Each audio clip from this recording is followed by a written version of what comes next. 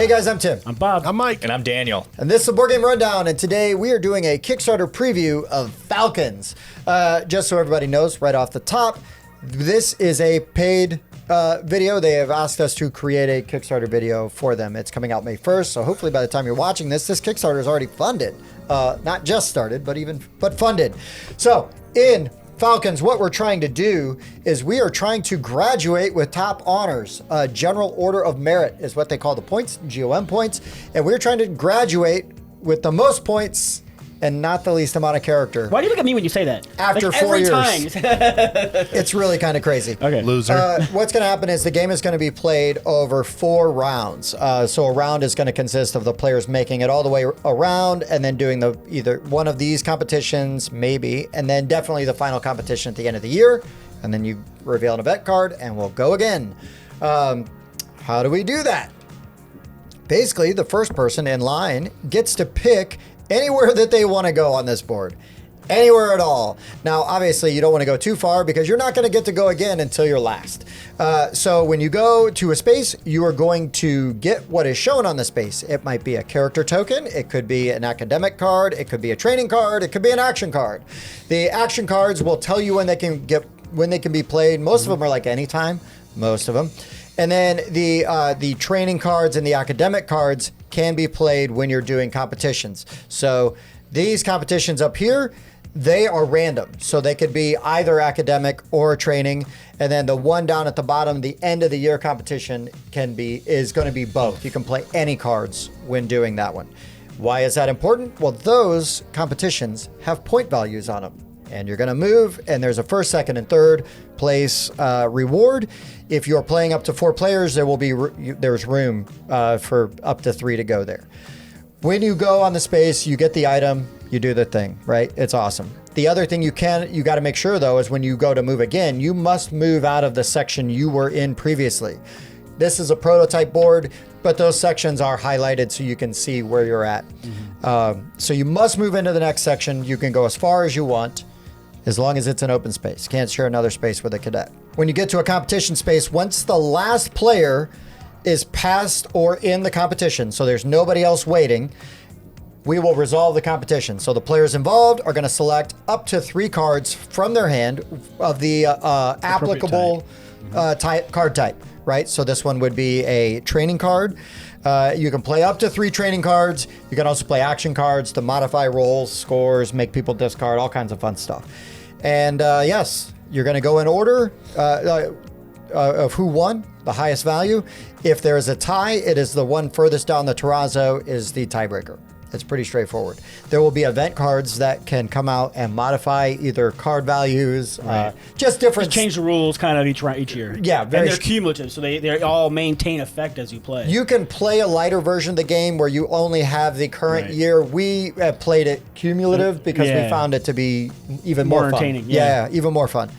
So yes, boom, boom, boom, and there you go. Then at the very end of the game, after we've gotten through graduation, everybody's going to count up all the character tokens that they've gotten. I've got a ton of character over That's really weird. That's really an anomaly. And you're going to tally up the value of all your character tokens. They're either 1s or 3s. The player with the most character is going to get 6 more GOM points. If there's a tie for that, then the players tied will split them. The player with the least amount of character, or as we call him, Bob, gets no points and cannot qualify for winning at all. They are expelled from school, no matter what their... I suppose for this fiction, I'll allow it. No matter what their GOM score was at the end of the year. And then it's top score wins.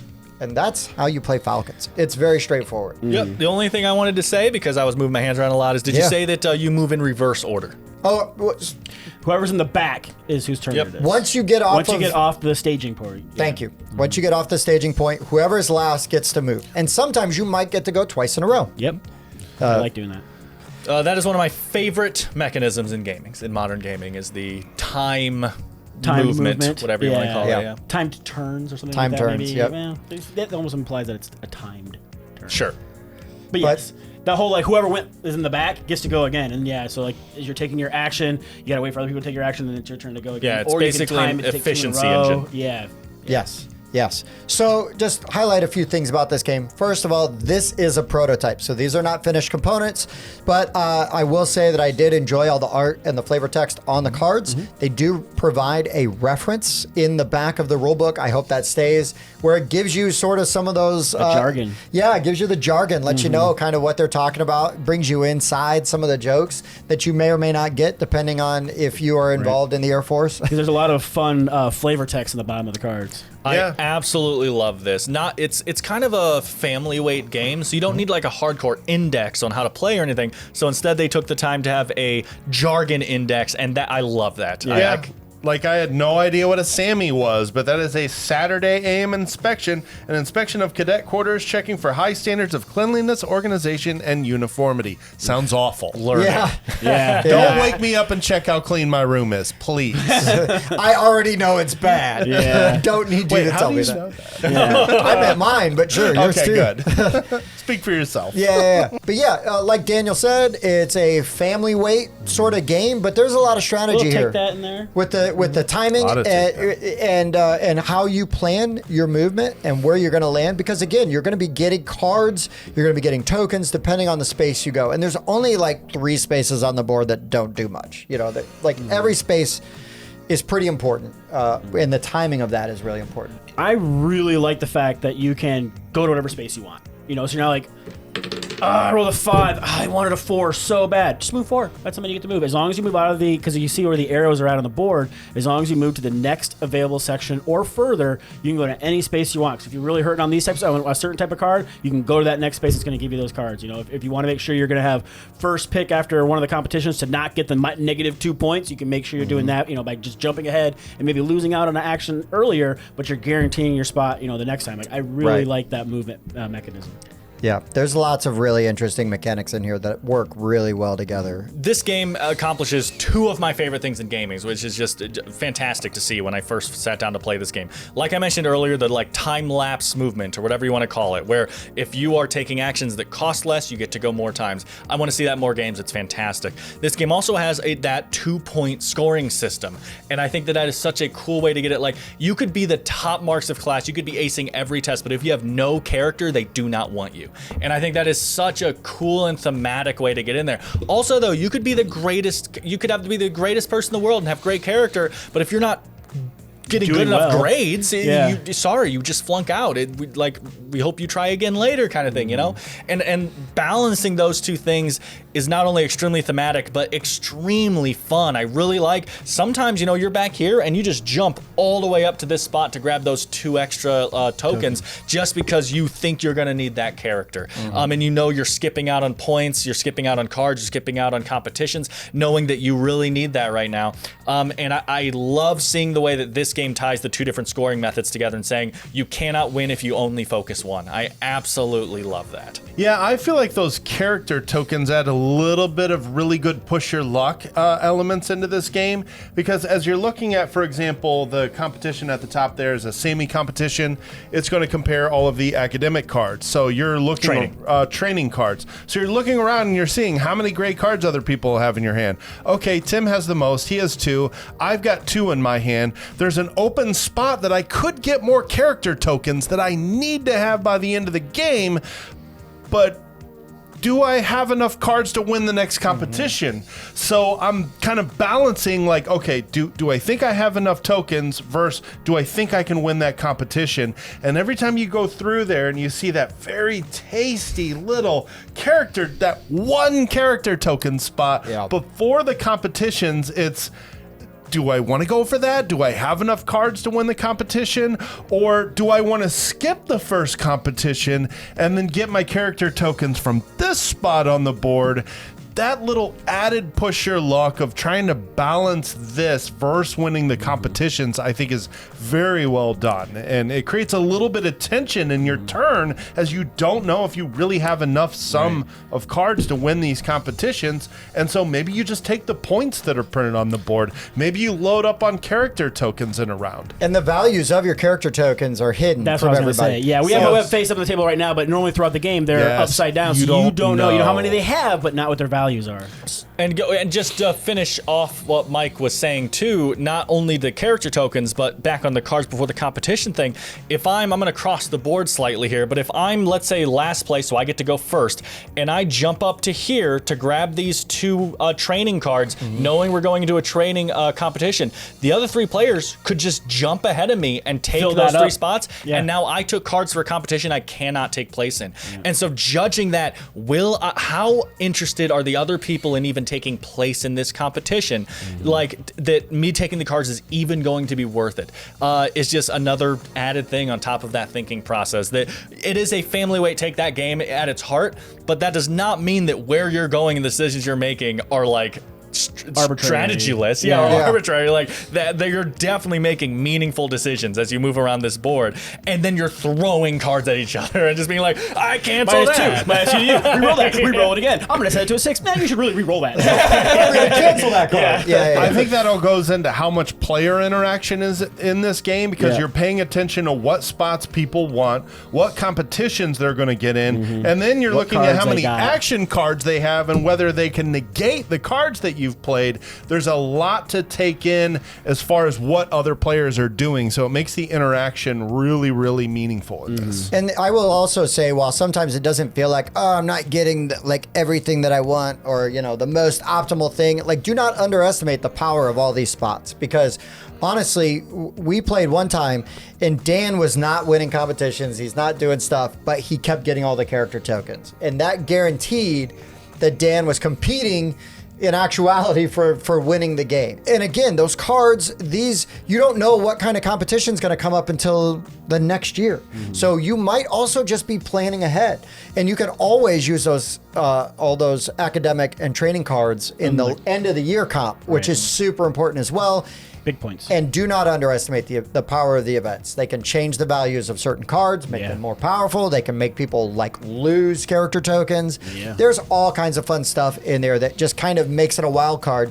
And there's a stack of events just in the prototype, and you only see 3 a game. And they drastically change the game. Yeah, very much. Which is why they suggest, if you're a beginner or, there can be a lot of extra rules if you're trying to maintain all of them throughout. If you want a little bit of a lower rules overhead, you just keep the active years event. Right. But if you want to just add an extra Keep little the shenanigans level, up. you can play with all of them, and that's fine too. And which is what we chose to do and had a really good time with. Just add a new one every year, and that way you're building on it. You're not like, oh, here's 3 new rules. It's like, no, here's one. And again, there's tons of these competition cards. There could be even more in the finished version, and you only again are using 4 and 4. So you're only using 8. So you play again, you're going to see different competitions, effects. And some of them not only are worth the value on the side, but might also have like a discard and use ability, which is just even more like, oh, I think I want to win that. And also, some of them you don't want to win. Ghost Cadet, first place gets 0 stars. Second place gets 3 stars. And then third place gets that character token, right? So, I mean, that's... sometimes you're gunning for second place. Yeah, for sure. So there's some really cool things in here. And again, they all have fun. Flavor text, I enjoy the art. On the cards. It kind of reminds me of like the old school comics that you would see from like World War II comic books and whatnot. Like that kind of art style. Yeah, military. And I just wanted to add that even though there's a lot of card drawing in here and there is a lot of randomness, I never felt like I had bad draws. Every card I drew felt like useful. I'm like, oh, not this card.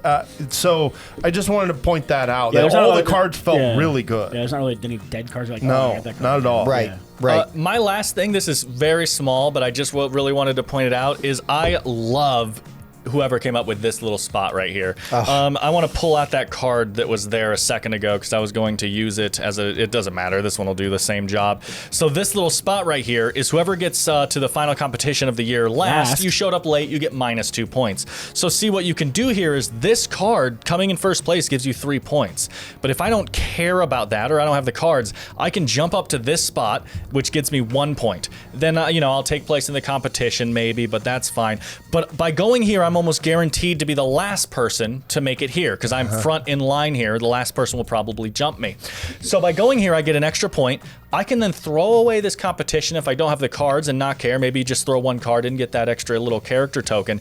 But then I will, as long as I don't go here, I guess is what I'm trying to say. So this doesn't really matter. As long as I don't go here, whoever takes the 3 points is getting -2 points. On this so one. it doesn't matter that I didn't win if I get this and don't get that, or, which would be kind of strange, I guess, or if I just go somewhere else, don't care, as long as I don't land here, that person who came in first place, who maybe they got all the way up here and got 4 points, they're getting -2 points. And it just goes into the jumping and just making sure you're not landing in certain things depending on what cards you have.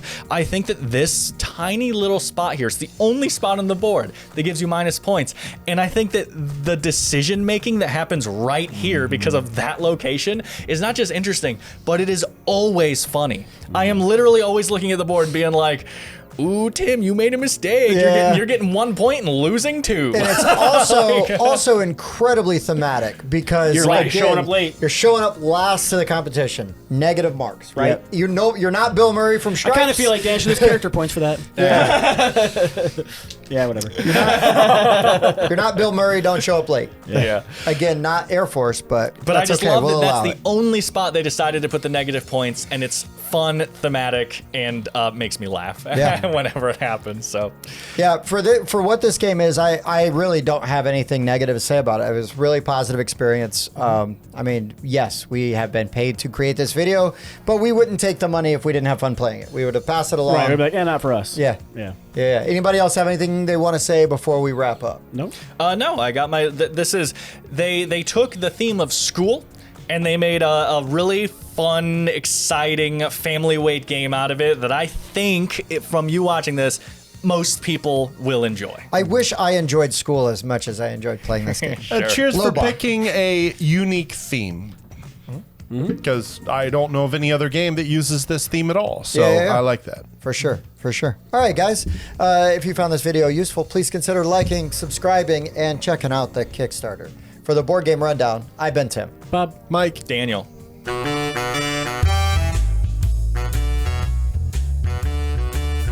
And you can say the title's only 3 words.